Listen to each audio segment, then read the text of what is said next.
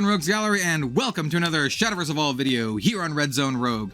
Today, we are talking about why the next Shadowverse Evolve set, the Omens Eternal, is going to be... Dude, it is like the best set yet. The set is cracked. It is the first year anniversary set. We have a bunch of really cool exclusive cards in the set. So today, we're going to talk about all of the cool new stuff, all of the cool exclusive stuff. We're going to talk about some of my favorite cards, or the cards that you should be paying attention to in the set, and then we're going to go over some like deck examples as well. So this is your all-encompassing Omens Eternal video. I have, been on, I wouldn't call it a hiatus, right? But I was recently in Japan. I've been traveling, and I just really wanted to get back and talk about Shadowverse Evolve before we get into this Omens Eternal stuff. We're going to be doing all of the Omens Eternal case openings and deck techs and gameplay and all that kind of stuff. But let's talk about the set first. So let me swap into the overlay.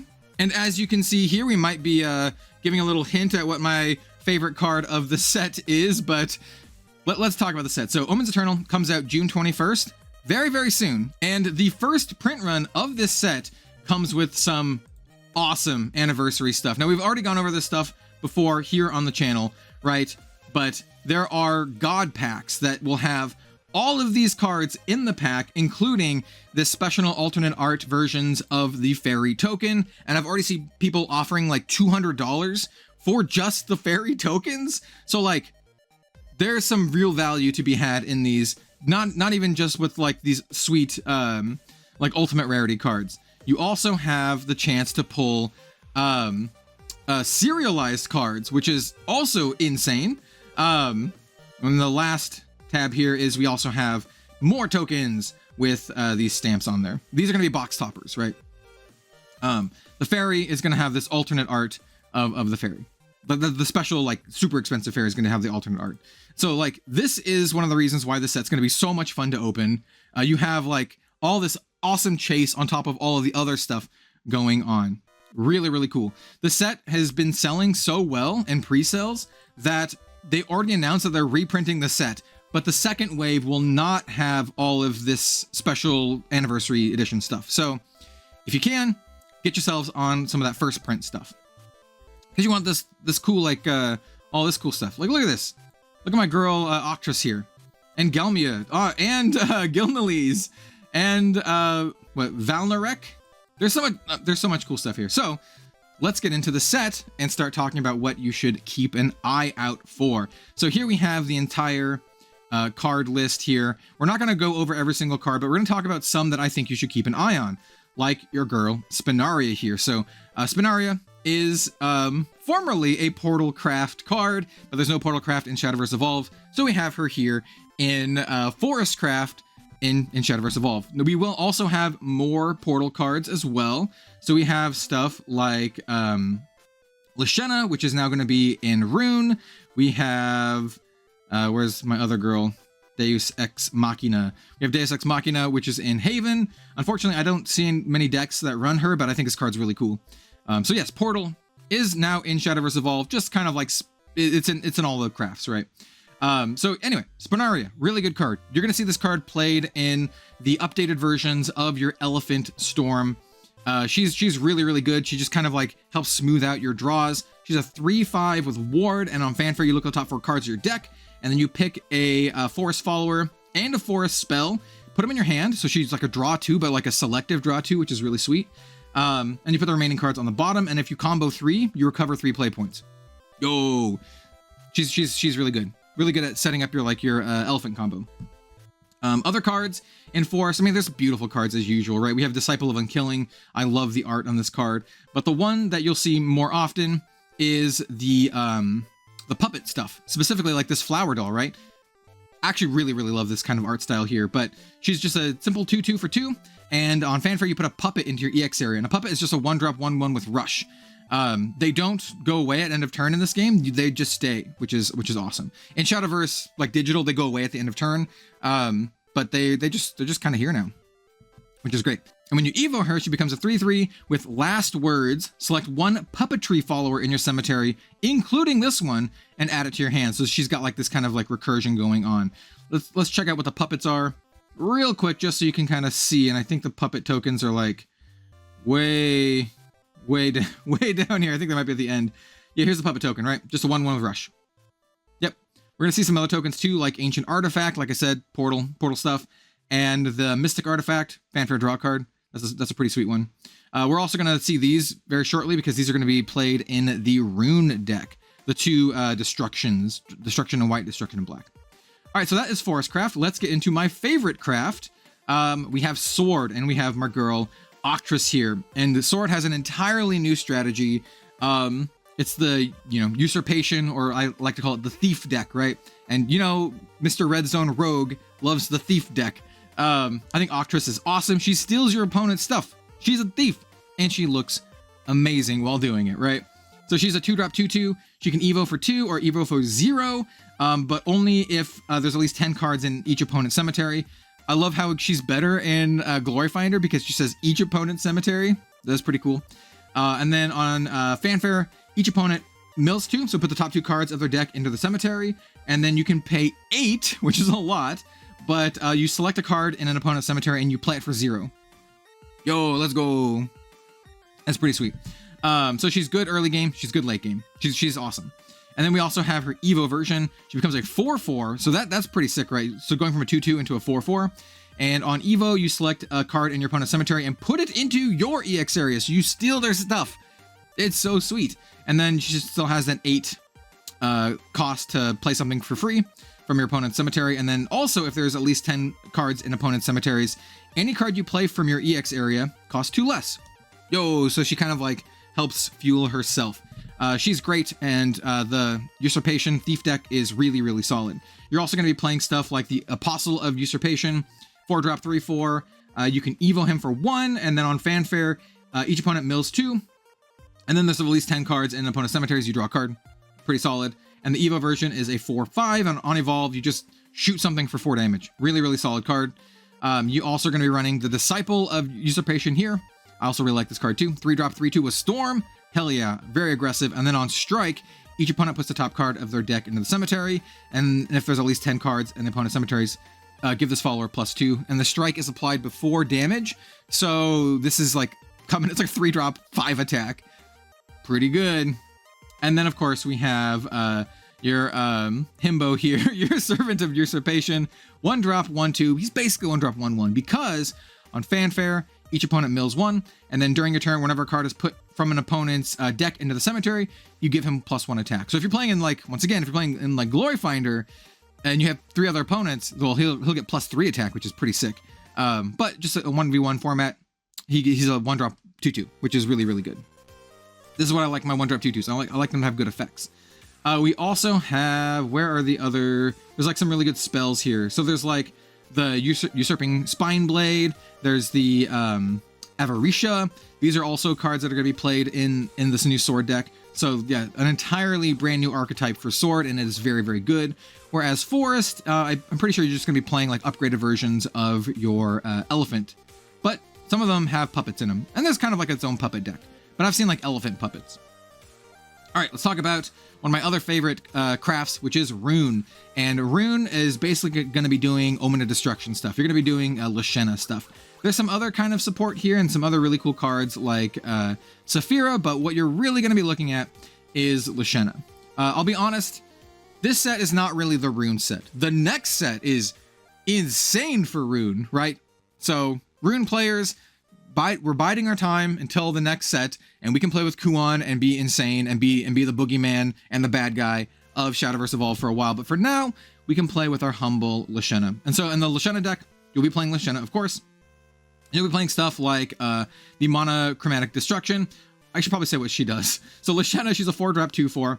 And then on Fanfare, you put a Destruction in white and a Destruction in black in your EX area. That's all she does. But those cards are really good. So those are the ones I mentioned before that are the tokens. So the Destruction of white basically heals you for 2 every single turn. And then the Destruction of black deals 2 damage to all of your opponents every single turn. So with these out, you heal for 2 and you deal 2 damage every single turn, which is really nice. It's a 4-point life swing turn after turn. So it's more of like a grindy kind of thing where you accrue value over time. You'll also be playing stuff like your Destructive Refrain, as well as your Monochromatic Destruction. as well as like your Disciple of Destruction, Servant of Destruction. I think you at least play with the Servant. Yeah, this one's pretty good. Once again, we're not going to read all the cards, just kind of giving you a quick overview of what you're going to want to be doing here in the next set. We're going to have full deck text and everything. And we're also going to go over sample lists like I mentioned before. All right, for Dragoncraft, we are doing Galmio stuff. So in this meta, Dragon is kind of shifting a little bit away from the whole like discard ramp and moving more into this Omen of Disdain style stuff. Galmia is a 5-drop 5/5. She can evo for 2, and then on your turn, whenever this follower takes ability damage, change its evo to 0. Right, so you want to do like 1 point of damage to her from abilities, and then you can get a free evo. And then she becomes a 6/6. On Evolve, select an Omen card that costs at least 2 play points or less in your cemetery, and you play it for free. Really, really good.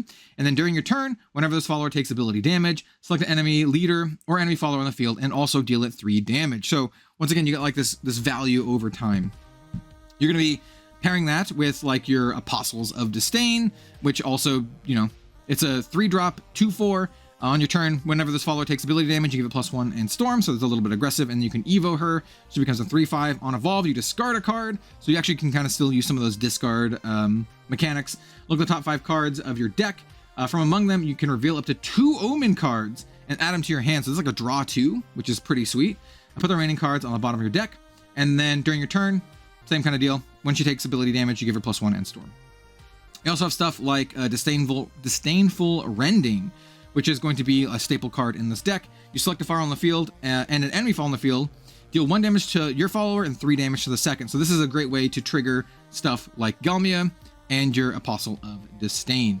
This is another big one you're going to be playing a lot. The Servant of Disdain, 2-drop 2/3, good stats. And then Fanfare, if Overflow is active for you, select another follower on the field, deal 1 damage to it and this follower, and during your turn, whenever this follower takes ability damage, draw a card. So this is kind of another staple for this like Disdain style deck. All right, now on to Abyss. So Abyss didn't see a lot of wins, like tournament-wise, for the Japanese release of this set, but I still think it's like pretty solid. And I really, really like this, the Sanguine deck, right? With the Omen of Lust, Valnariek. Val. I'm just call it Val. This card's sweet, right? Very aggressive, and I love the art. So she's a 2-drop 2/2. While Sanguine is active for you, which is damage dealt to yourself. This follower has Storm. So the Dragon deck wants the damage to be dealt to your followers, and then the Abyss deck wants damage dealt to you. And then, so she has Storm, while Sanguine is active for you.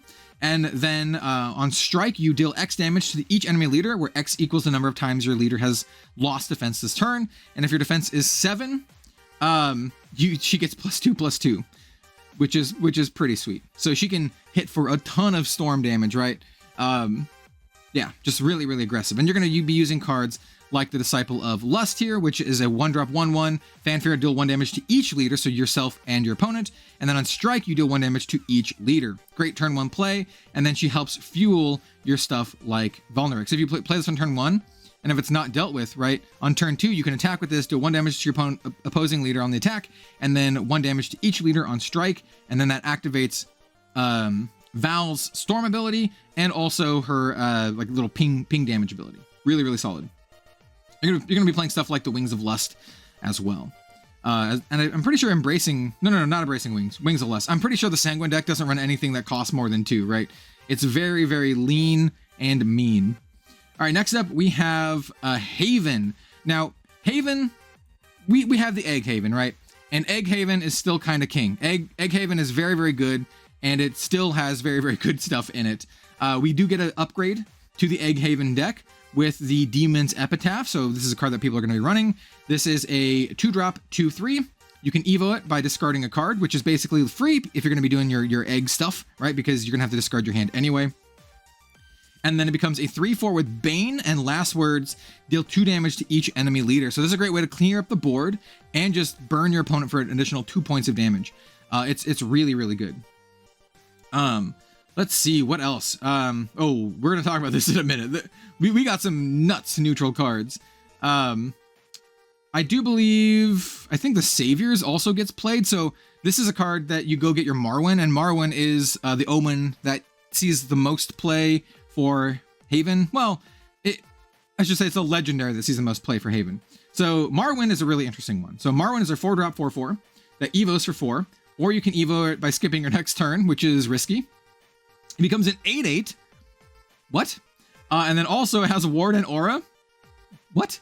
And then also on evolve, increase your maximum play points by 1. So it's kind of like doing some Dragoncraft stuff there. And then heals you for 3 and draws you a card. Dude, this card's like wild. Marwyn is very good. Marwyn sees play in almost all of the Haven decks. Does it see play in Egg? I don't remember. We'll see that very shortly, but Marwyn's very good. And this is a card that lets you go get your Marwyn, right? So this is like, it says, the cards on the sideline are difficult to see with here. So it says, you can choose one of the following: search your deck for a Marwyn, reveal it, add it to your hand, or select an enemy follower with 2 defense or less and banish it, which is very, very good. I feel like there's another one that lets you like banish stuff. The art is like so good. All right, let's talk about the neutral stuff. So we have Gilnalise. So Gilnalise is really good, and you'll see her in a lot of different decks because she's neutral. This is a card that you definitely want to get several copies of. She's a 4-drop 3/5 with Drain, which is great. On Fanfare, for an additional 3 play points, you search your deck for an Apostle of Craving and a Craving Splendor and put them into your EX area, then shuffle your decks. You basically draw 2 specific cards. And then also on Fanfare, if each player has 10 play points, you draw 3 cards. Whenever you play an neutral card, do 1 damage to each enemy leader. This card does so much, right? Late game, draws you 3 cards. You can also go tutor for a bunch of stuff. And what do you tutor for, right? She's also 3/5. What do you tutor for? Well, you tutor for this Apostle of Craving, this good boy. It's a 3-drop 2/2. And then if there's a Gilnalise on your field, it costs 3 less to play from EX area, so it's free, right? So if you do your Gilnalise thing, you get this card that you play for free, and then you can evo it for 1. And then also on Fanfare, you select a enemy follower on the field, or you select another follower on your field and give it Rush. So you can give your Gilnalise Rush, and then you evo it. On evo, it becomes a 3/3. And then you select another follower on the field, you deal it 3 damage, but you give it 3 attacks. You can either kill something of your opponents, or you can maybe like pump your Gilnalise to make it a 6/2 with Rush and Drain. So you can just like gain 6 life, and then late game, right? Gaining 6 life, smashing in for something, trading it off, and then drawing 3 cards off of the Fanfare. It was pretty good. Also, it's like whenever you play, you also deal some damage to your opponent too, because you're playing this, right? Which is a neutral follower. It's real good. Let's talk about the Craving Splendor as well. So this is the other card you tutor up with Gilnalise. It just says, quick, it's a spell. If there's a Gilnalise, this is 3 less to play, so it's free, basically, once again. Only from your EX area, just like the Apostle of Craving, just like your good boy Wolf here. But this just says, select an enemy fall on the field, deal 4 damage, and give your leader +1 health. Dude, this card does so much, right? Like, for 7... you literally, you get a 3/5 with Drain that you get, and you also get your Wolf Boy for free. You get this spell that kills something or deals 4 damage, heals you, and then you can also rush in for 6. And if each player has maximum 10 play points, it also draws 3 cards, and it'll deal like 2 damage because you're playing your Apostle and your Splendor. Yeah, Gilnalise is like legit. Hey, speaking of legit, this is probably going to be the most played card of the set. We have Fina, Dynamite, Daredevil. This is a must-have. You need a full playset of this card for multiple crafts. It's a 2-drop 3/2, good stats. And then it says Fanfare, choose one of the following. You can either look at the top 5 cards of your deck, reveal a follower that costs 1 play point, and then put it in your hand, and put the remaining on the bottom in your deck of any order.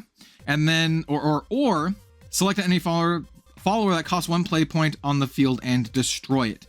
This card is nuts. It's so much value. Draws you a specific card or just kills something, right? And there's a lot of 1-drops in the game. Everything from Bellringer Angel to various tokens, and this card's super, super good. And it's a low cost of inclusion, and every deck runs like 3 of these. Or a lot of decks run 3 of these. Get yourself some of this card. It's kind of wild. Yeah, and so those are the main cards I wanted to talk about. There's other ones that see play here and there, right? These angels are really cool. I really like Lyriel here. But yeah, those are the main ones I wanted to point out. Like Fina, you have your Gilnalise. These are cards that you definitely want to get copies of. You also have your chase cards here. All of the leaders, this is the first time where I'm very happy pulling any of these leaders. They're all beautiful. Like, so Zoe, even my boy Albert here, like, he's like my Shadowverse husbando. I love Albert. You can also have your roommates, Anne and Greya, your Liza or Liza. You got Cerberus. I think Ian and Adele is like probably my least favorite one of these.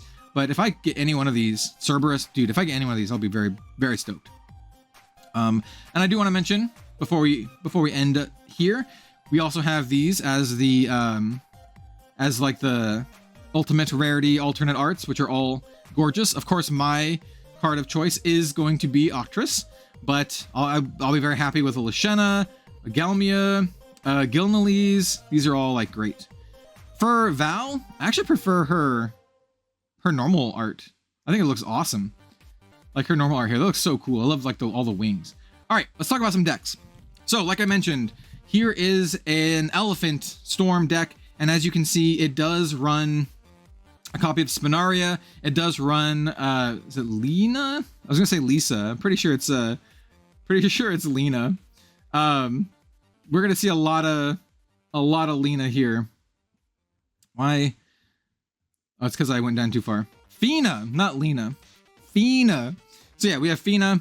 We have that angel that I mentioned as well. So there's a couple cards you'll be upgrading your Elephant Storm deck, but it's pretty close to the same. This is a lot of these decks are Grand Prix winning or Grand Prix topping decks from the Japanese meta. We also have this is a sample of the Thief sword or your Usurpation sword, right? You see a lot of like your tried and true cards here, like you have your Bellringer, you have your Leonidas. I love the inclusion of Olivia here. You have your Floral Fencer, Gemstaff, a lot of great stuff. But you have a ton of these new cards, like we have Octress and a lot of the Usurpation cards, and Fina once again as a 3 of. You'll see that a lot. Get your Finas. Here is an updated version of the Egg Haven. This one runs 2 of the Odette, which I really like, but you'll see, hey look, here's Fina. Here is that book. Like I said, these are a couple, well, it's like a tablet or whatever. So it's basically your same kind of like Egg Haven, Egg Burn, but we have a couple extra new cards that are added. Still very, very powerful. Here's a different Haven if you don't want to play the eggy goodness, right? Some of the cards that I mentioned before, we have like Gilnalese in this deck. We have Marwyn in this deck. You're still running your Aegis. Yeah, so if you like your big Haven, hey, here's a deck. And it's actually like quite good. So if you don't like the egg, you can go big. Here is a Runecraft deck that runs Lashena. You can see they run Gilnalese as well. We have Rico, we have your Merlins and your Agnes. You have your kind of like standard suite of Runecraft stuff, but you also have your new little like Gilnalese package and your Omens. So pretty cool. I am going to be building and playing with this deck. Now we have the Dragoncraft. As you can see, this is running Galmia, and we have stuff like her like Disdain buddies. We have 3 of Draconeer. We have Rico as well. Yeah, so this is a good example of that dragon shenanigans. And then finally, we have probably the version of Abyss that I'm going to be building, and this is your like aggro Sanguine deck, and it runs Val, and as you can see, no card goes over the cost of 2. So it's very, very aggressive. Smash your opponent's face as quickly as you can. Oh, actually, no, we do have this one. We do have 1 drop. We do have 1 card that is a 4 drop, but it kills something. I think it does like 5 damage and it hits them for 2 damage. Like it does 5 to an ally and then 2 to their face. I think that's what it does. Something similar to that. It kills something and then does 2 to their face. Yeah, it's a cool card. So yeah, those are some examples of all the crafts that you will see in the upcoming meta. I will be like updating my forest to this version of forest. I'm going to be building a very similar Octress list. This is kind of like a sneak preview of what I'm going to be doing, but I'm likely going to be changing these a little bit to fit my own personal play style. Yeah, I'm probably going to be doing both of these Haven decks. Definitely doing the Rune deck. Definitely doing the Dragon and the Abyss. Yeah, I'm really looking forward to this, especially my whole new revamped sword. It even has the leader that I'm probably going to be playing if I don't get Albert. So yeah, I'm very stoked for this. I actually think this is one of the best sets for Shadowverse Evolve so far, and just absolutely just cannot wait for this meta, to get my packs, to get my, build my decks, make some videos, and all that kind of good stuff. So stay tuned for some more Shadowverse Evolve content here on Red Zone Rogue. We got a lot planned, a lot of awesome stuff ahead, and yeah, we'll see you next time. Bye, bye, bye, bye, bye, bye, bye.